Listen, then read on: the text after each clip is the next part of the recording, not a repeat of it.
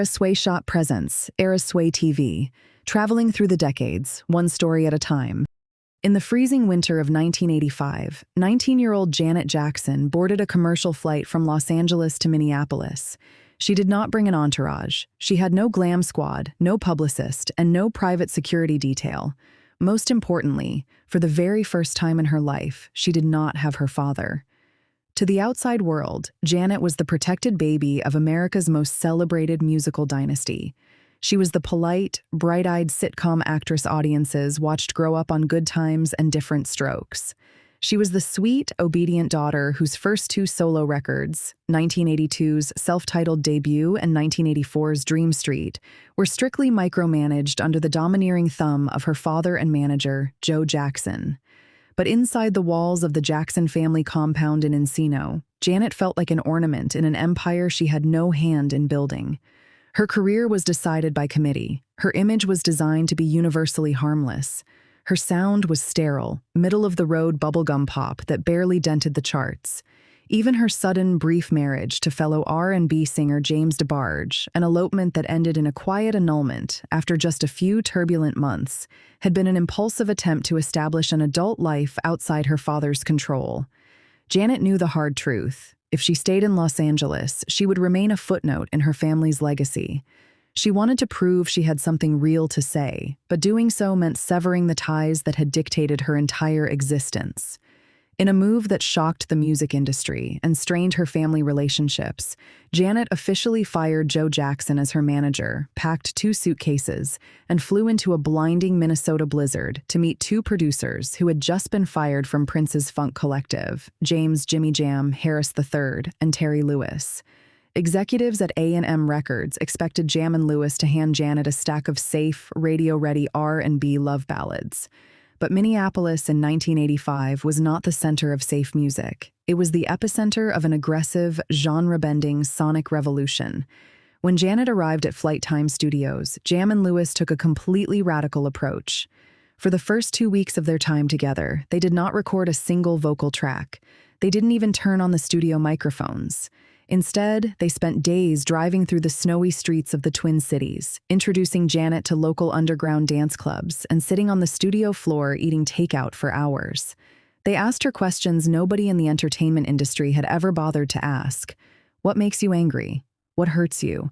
What do you want the world to know about who you are when the cameras are turned off? Janet poured out years of suppressed emotion, the stifling pressure of the Jackson name, the sting of being dismissed as a television starlet, and the heartbreak of her failed marriage. Jam and Lewis kept notebooks open, writing down her exact phrases, cadence, and vocal rhythms. The turning point that cemented the album's aggressive identity happened late one evening outside their downtown hotel.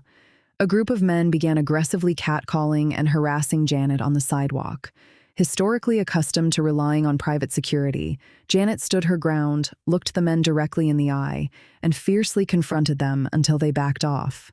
When she stormed through the studio doors minutes later, heart pounding and running on pure adrenaline, she paced the floor and recounted every second of the altercation. Jam and Lewis looked at each other, immediately powered on the synthesizers, and began programming a jagged, metallic groove with heavily distorted Lindrum snares. That street harassment didn't just spark a conversation. It directly inspired the lyrics, attitude, and uncompromising authority of the track. Nasty. Janet didn't just change her musical direction. She completely dismantled the visual playbook expected of young women in pop music. Rejecting the bright, hyper-feminine fashion of mid-80s dance pop, Janet adopted a stark, unisex aesthetic defined by oversized black shoulder-padded blazers, heavy combat boots, dark headbands, and a single silver key worn as an earring. To bring that physical power to the screen, she teamed up with a young, unknown dancer named Paula Abdul. Together, they developed a choreography style that was razor-sharp, militant, and aggressively syncopated to the drum machine's grid. It wasn't soft or decorative, it was powerful and athletic. When the completed Control Master tapes were submitted to A&M Records in late 1985, label executives were openly anxious. They worried that the industrial funk grooves, raw vocal delivery, and absence of sweet love songs would alienate pop radio. They were profoundly mistaken.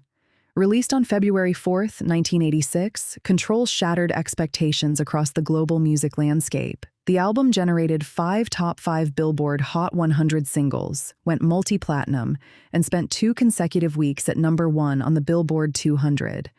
Beyond sales metrics, Control created the structural blueprint for modern pop-R&B, pioneering the hard-hitting sound that directly influenced the rise of New Jack Swing, hip-hop soul, and artists like TLC, Aaliyah, and Beyoncé. Pop history frequently misremembers Janet Jackson's breakthrough as a manufactured studio pivot. But Control was never a marketing gimmick. It was an act of personal survival and creative autonomy. It was the moment an artist walked away from the most powerful family machine in music history, bet everything on her own voice in a snowbound studio thousands of miles from home, and commanded the entire world to call her Ms. Jackson. Which track from the Control era completely redefined Janet Jackson for you? Drop your favorite memories in the comments below and subscribe to Era Sway for more deep dives into the definitive stories of pop culture history.